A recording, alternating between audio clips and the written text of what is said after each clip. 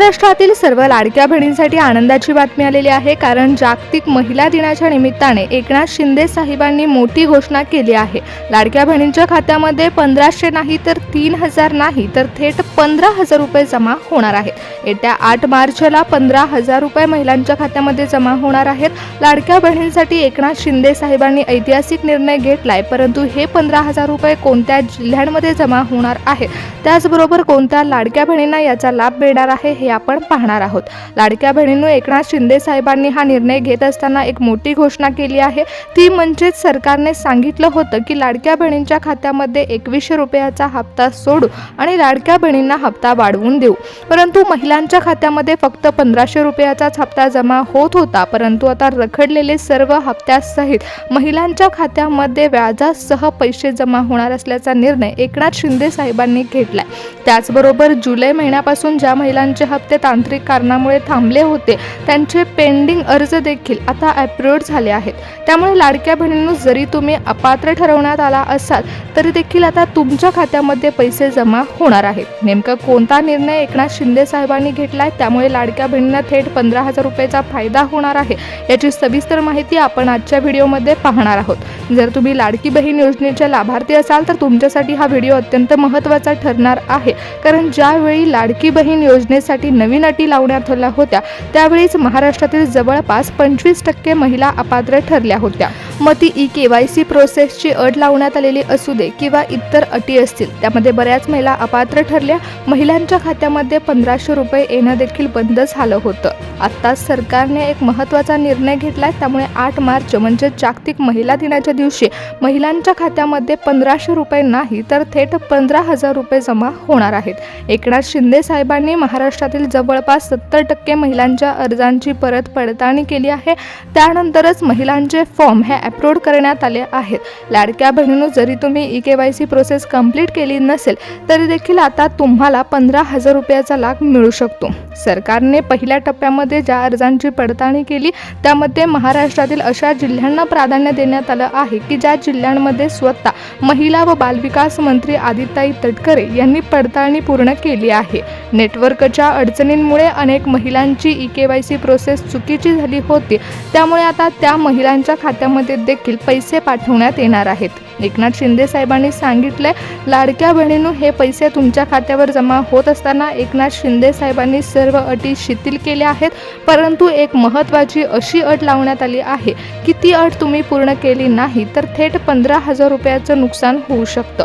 तुम्हाला यासाठी कोणताही अर्ज भरायचा नाहीये, परंतु तुमच्याकडे एक महत्त्वाचं कागदपत्र असणं तुमच्या फायद्याचं ठरणार आहे। लाडक्या बहिणींनो, एकनाथ शिंदे साहेबांनी स्वतः सांगितलंय की आम्ही अर्जाची पडताळणी केल्यानंतरच हप्ता तुमच्या खात्यामध्ये सोडत आहोत, परंतु आता तुमच्या खात्यामध्ये पैसे जमा होत असताना जर तुमच्याकडे हे एक कागदपत्र नसेल तर सर्वात मोठी अडचण निर्माण होऊ शकते।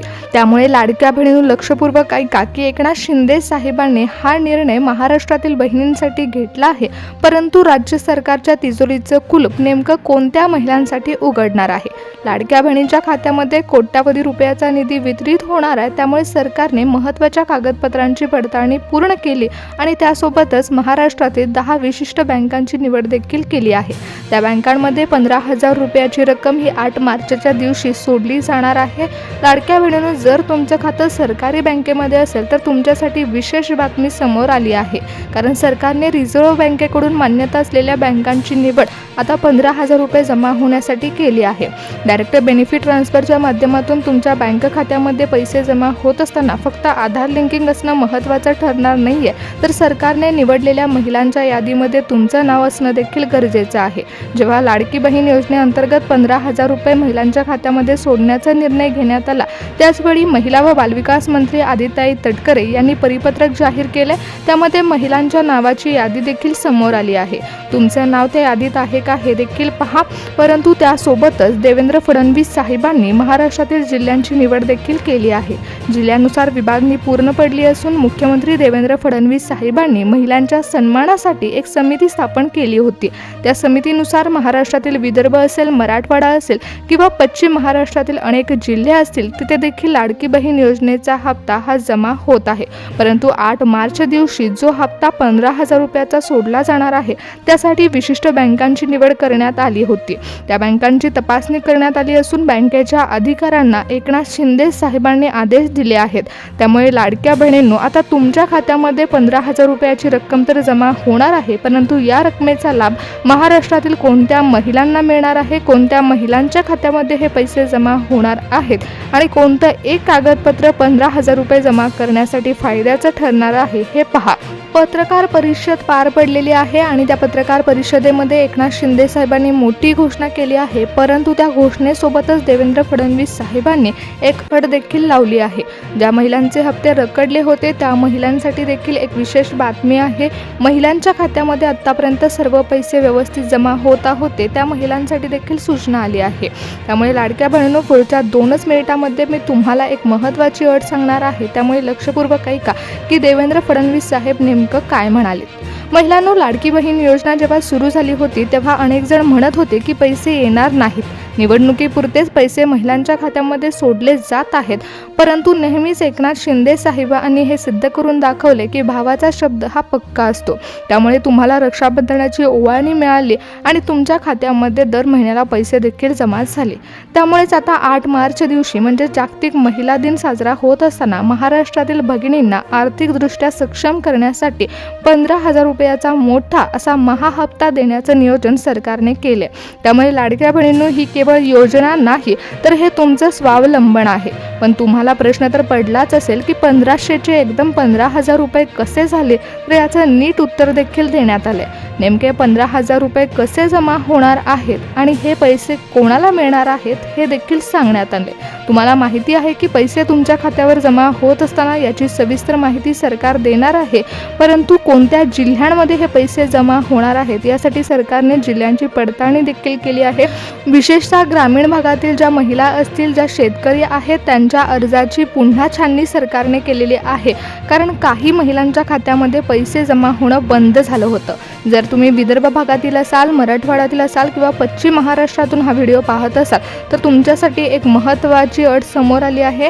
लाडक्या बहिणींनो, पुढच्या 2च मिनिटांमध्ये तुमच्या कुटुंबामध्ये किती महिलांना 15,000 रुपयाची रक्कम मिळणार आहे हे देखील सांगण्यात आले। कारण लाडक्या बहिणींनो, तुम्ही जर लाडकी बहीण योजनेचा अर्ज भरला असेल आणि तुमच्याकडे जर 4 व्हीलर गाडी असेल, 2 व्हीलर गाडी असेल तर तुम्हाला 15,000 रुपये मिळणार आहेत का नाही हा प्रश्न आता तुमच्यासमोर उभा राहिला असेल। पडताळणी पार पडलेली आहे आणि ज्या महिलांचे अर्ज बाद झाले होते त्यांचे अर्ज देखील आता अप्रूव्ड झाले आहेत। त्यामुळे महिलांनो, पुन्हा लाभ सुरू झाला आहे, परंतु या लाभामुळेच लाडक्या बहिणींना थेट 15,000 रुपये मिळणार आहेत का याची माहिती आपण पाहूया। बहिणींनो, लक्षपूर्वक ऐका की जर तुमचं उत्पन्न हे 2.5 लाखाच्या आत असेल तर तुमच्या अर्जावर आता हिरवा शिक्का मारला जाणार आहे। तुम्हा 15,000 रुपयासाठी पात्र ठरवण्यात येणार आहे।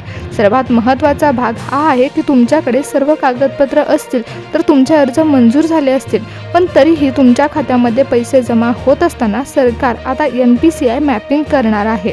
जर तुमचं बँक खातं तुमच्या आधार कार्डशी लिंक नसेल तर तुमच्या खात्यामध्ये 8 मार्च दिवशी DBT फॉर्म जमा होण्यासाठी, पैसे जमा होण्यासाठी अडथळा निर्माण होऊ शकतो। त्यामुळे बहिणींनो, तुमच्या खात्यामध्ये 15,000 रुपये जमा होण्यासाठी आधार लिंकिंग असणं गरजेचं आहे। परंतु लाडक्या बहिणींनो, जर तुमच्याकडे रेशन कार्ड असेल आणि ते पिवळं किंवा केसरी रेशन कार्ड असेल तर तुम्हाला आर्थिक बोनस देखील मिळणार आहे। त्यामुळेच 15,000 रुपयाचा मोठा हप्ता तुमच्या खात्यामध्ये जमा होणार आहे। तुमच्या खात्यामध्ये पैसे जमा होण्यासाठी अडचणी निर्माण होऊ नयेत म्हणून सरकारने लाडक्या बहिणींसाठी EKYC प्रोसेस अनिवार्य केली होती। पण लाडक्या बहिणींनो, या ठिकाणीच तुमच्यासाठी सर्वात महत्त्वाचं कागदपत्र ठरले ते म्हणजे तुमचं आधार कार्ड। ज्या ज्या महिलांकडे आधार कार्ड आहे त्यांच्या आधार कार्डावरती नाव बरोबर असेल आणि रेशन कार्डवरती देखील तेच नाव असेल तर लाडक्या बहिणींनो, तुम्हाला कोणत्याही अर्जाची गरज भासणार नाही, कारण तुमचं आधार कार्डच तुमच्या खात्यामध्ये पैसे जमा करणार आहे। तुमचं नाव हे पात्र महिलांच्या यादीमध्ये येणार असून थेट पैशाचा लाभ तुम्हाला मिळणार आहे। पूर्णपणे रक्कम तुमच्या बँक खात्यामध्ये जमा केली जाणार आहे। त्यामुळे महाराष्ट्रातील राज्यातील सर्व लाडक्या बहिणींसाठी राज्य सरकारने विशेष बातमी दिली असून महिलांना आता आर्थिक सहाय्य मिळत आहे. लाडक्या बहिणींच्या खात्यामध्ये हप्ता जमा होणार आहे.